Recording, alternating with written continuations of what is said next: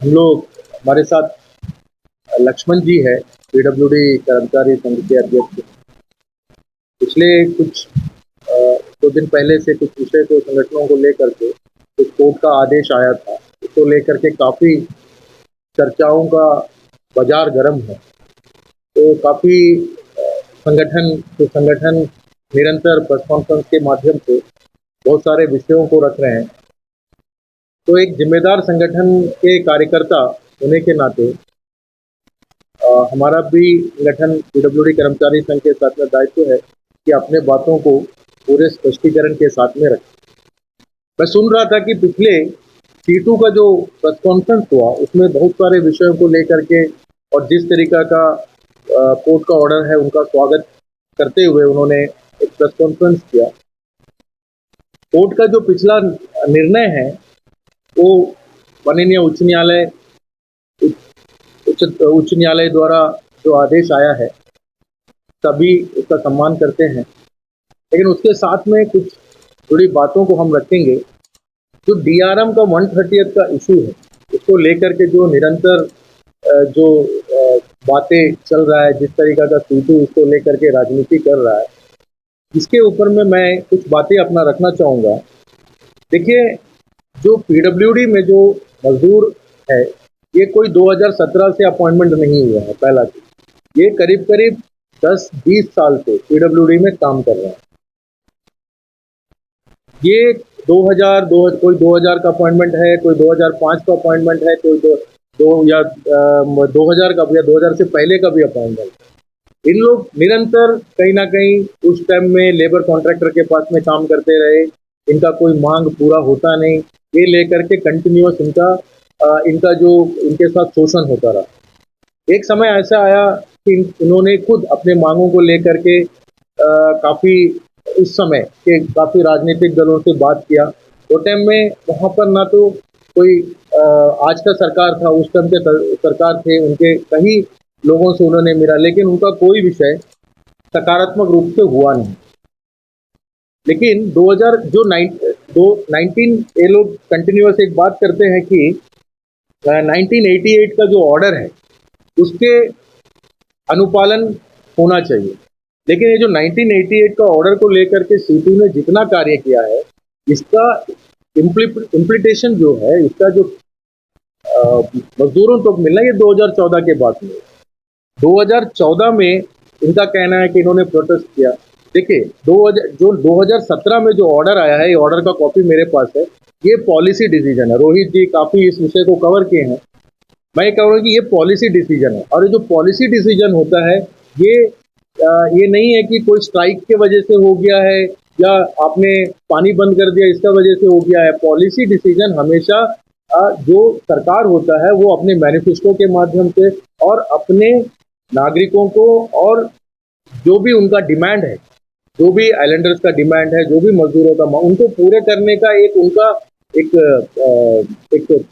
Promise होता है, उसको पूरा करने का एक माध्यम होता है पॉलिसी डिसीजन लेना। तो 2017 में जो डिसीजन हुआ ये पूर्ण रूप से पॉलिसी डिसीजन है। C2 बता दें इसको लेकर के उन्होंने कब 2017 का ऑर्डर को लेकर के कोर्ट में केस फाइल किया है।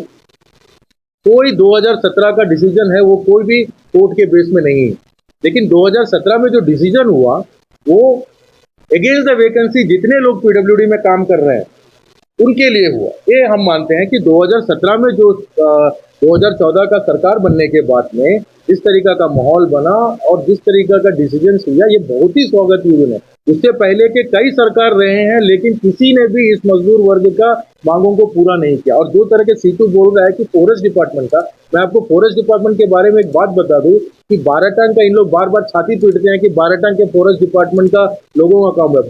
बाराटांग में C2 का सबसे बड़ा करप्शन भी है। आज यहाँ पे रोहित जी है, मैं आपका ध्यान दिलाना चाहूंगा, आप पता करिए कितना रुपया इनका पैसा लेकर के C2 का एक आदमी केरल भाग गया। इसका समाधान कौन करेगा? वो टाइम में लाख रुपया का बात है जो C2 आज भी छुपा रहा है। इसी तरह का प्रकरण हड़पे में भी हुआ, जो मजदूरों का पैसा को लेकर के कोई ना कोई बाहर चुपता हो गया। ये सारे C2 का इतिहास है, इसमें मैं नहीं जाऊंगा, लेकिन 2017 का जो निर्णय है वो 2000 सरकार का पॉलिसी डिसीजन है और इसमें कहीं ना कहीं केंद्र का सहमति भी है। लेकिन 2017 का जो डिसीजन है कहीं ना कहीं अगेंस्ट द वैकेंसी है। तो 2017 सितंबर के बाद में जैसे जैसे ये डिसीजन हुआ, 2018 में सीटू ने कुछ केस में डाल दिया। अगर ये मामला 2018 केस में नहीं जाता तो बहुत ज्यादा चांस था कि 2023 में या 2022 में जो निर्णय आया ये बहुत साल पहले हो जाता। क्योंकि अगर सरकार 2000 से ज्यादा अधिक लोगों को 1/30 का पेमेंट देने को तैयार है तो जरूर वो बाकी लोगों के लिए बारे में भी विचार करता है। लेकिन जो विचार करने का जो समय होना चाहिए वो समय सीटू ने नहीं दिया और इसको पूर्ण रूप से कोर्ट में लेकर के चले गए। क्योंकि आपको पता है कि पीडब्ल्यूडी कर्मचारी संघ का जो गठन है वो 2021 में हुआ। ये पीडब्ल्यूडी कर्मचारी संघ का गठन क्यों हुआ?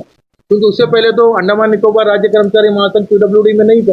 लेकिन 2017 का जो निर्णय हुआ उसमें भारतीय मजदूर संघ का बहुत बड़ा रोल है, वो टाइम के सरकार का बहुत बड़ा रोल है। लेकिन कभी भी सीटू इसको मानेंगे नहीं।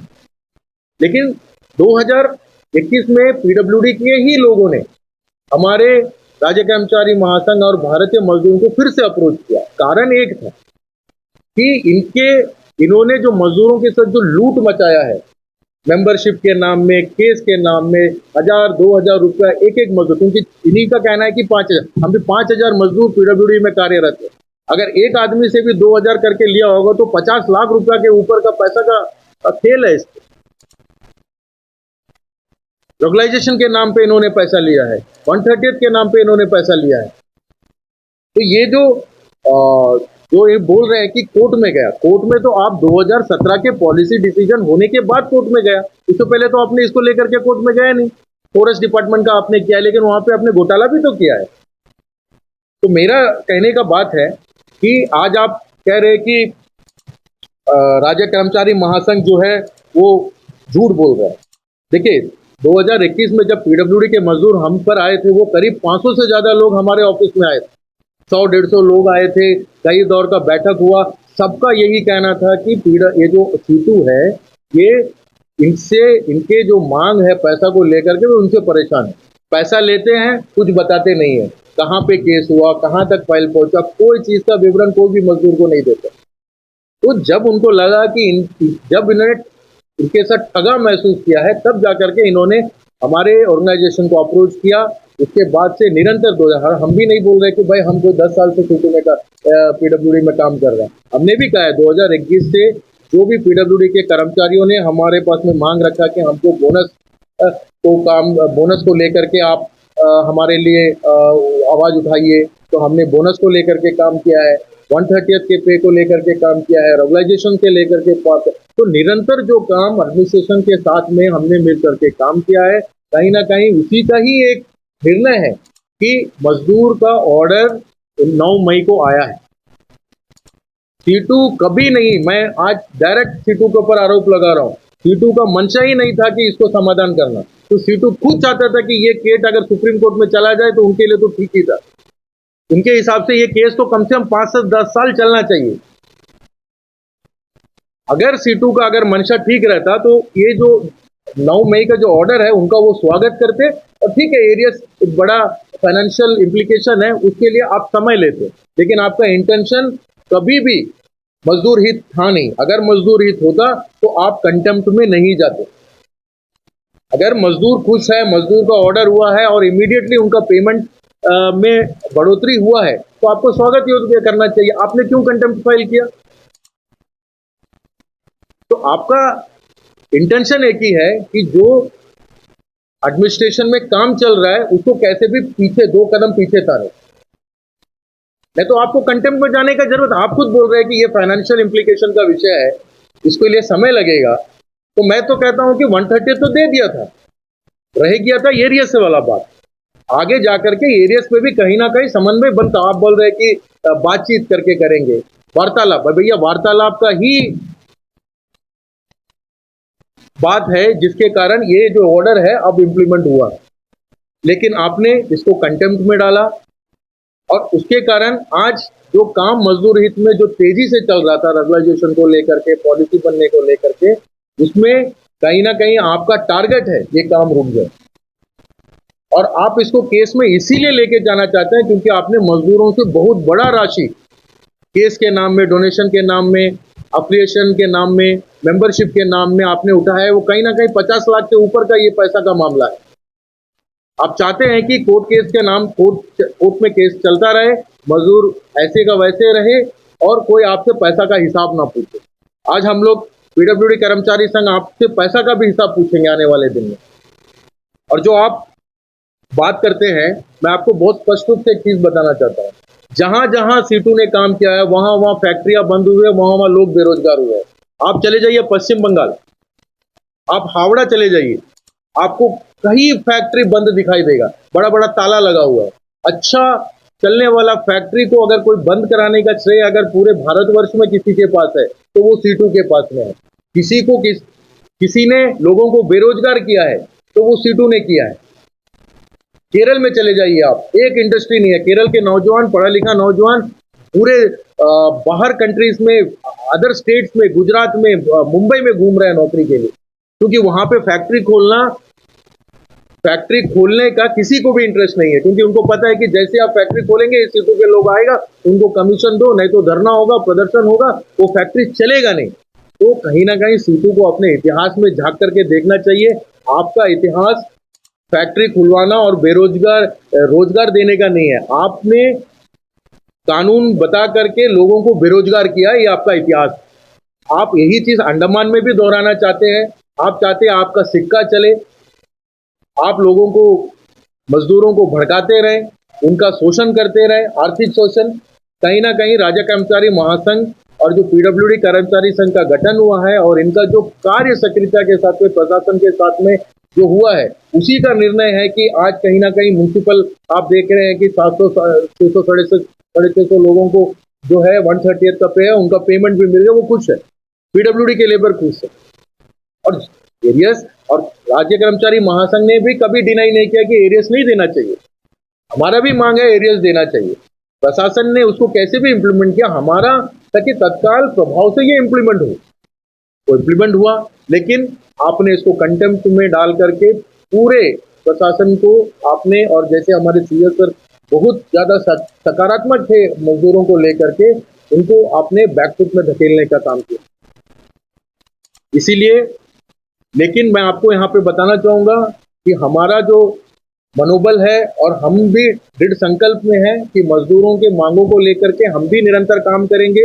रेगुलाइजेशन का मुद्दा भी हमने उठाया है, आने वाले दिन में उसको लेकर के भी हम टेकअप करेंगे। और आप चाहे कितना भी प्रोपेगेंडा करें, हमारा सोच और हमारा मकसद अटल है, मजदूर हित में है। भारतीय मजदूर संघ इसमें निरंतर काम कर रहा है, अंडमान निकोबार राज्य कर्मचारी महासंघ काम कर रहा है। हमारा काम पानी की तरह साफ है, आपके सामने में है।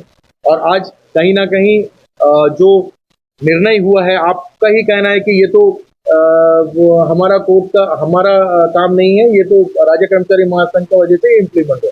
हम भी बोल रहे हैं कि हमारा ही नतीजा है कि इसको हम इम्प्लीमेंट करा पाए, चाहे कुछ बात रह गया होगा, मैं इसमें नहीं बोलूंगा, लेकिन हमारा सबसे पहला डिमांड यही था कि मजदूरों को तत्काल उनको लाभ मिलना चाहिए, ना कि केस में फंस करके ये मुद्दा रह जाए, कहीं ये मुद्दा सुप्रीम कोर्ट चला जाए और ये कंटिन्यू केस में रहेगा और इसका निर्णय आने में जो समय लगेगा उसमें करीब करीब 200 लोग रिटायर्ड हो जाएगा, 500 लोग रिटायर्ड हो जाएगा। तो इसलिए इस तरीका आज मजदूर का के पास में इसका लाभ पहुंचा है।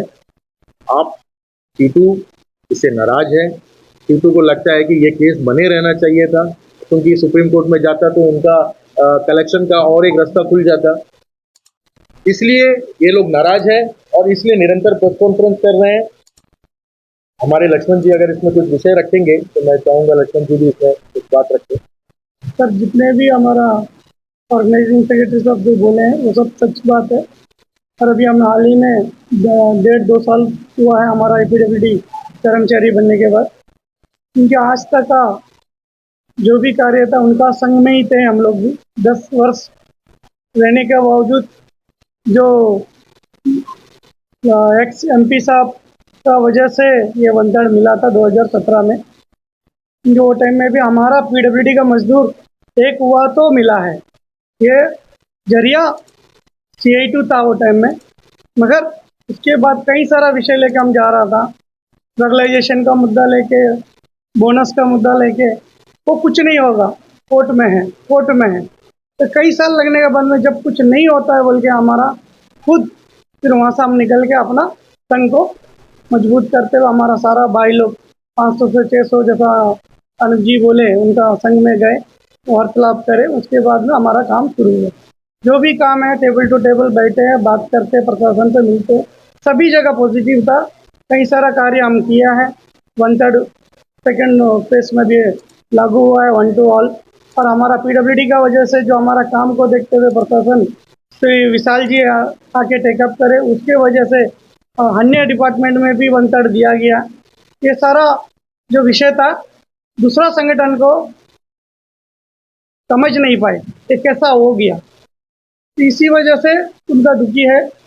तो मगर हमारा खुशी ये है कि हमारा APWD संघ के ओर से, राज्य कर्मचारी संघ की ओर से जो अचीवमेंट हम लोग ये 1.5 वर्षों में किया है, बहुत अच्छा किया है। इसीलिए हर एक मजदूर से जुड़े और जो आने वाला एक ही मुद्दा हमारा पास है रेगुलाइजेशन का, जो एकता में ही ताकत है, जो अभी एकता जो अभी हम लोग 1.5 साल में जो दिखाए आंदोलन करे, इसका बहुत सारा लाभ मिला है और मिलते रहेगा। इसी के साथ में मैं धन्यवाद करता हूँ। नमस्कार।